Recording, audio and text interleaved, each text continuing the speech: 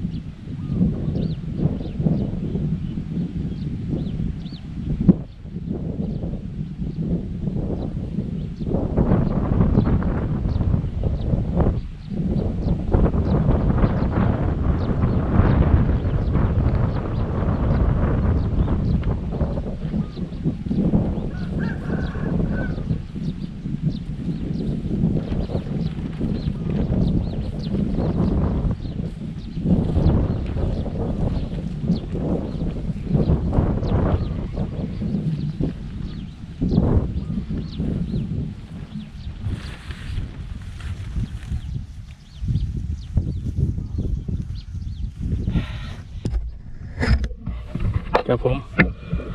สภาพตามนี้แหละครับดังแย่งครับสนุกครับ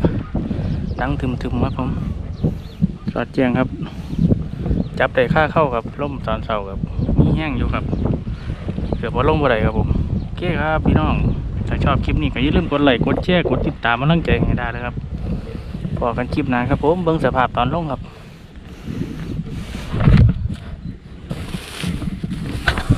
สนุกประกาศนะครับผมสนุกครับหมอไว้ครับผมเสือกล่างซีครับเสือกล่างซี3 เซนครับไปกลับเป็น6ครับเอายางมัดไว้ครับมันสีแดงแน่นๆครับผมโอเคครับพี่น้องครับยังอยู่ดีครับ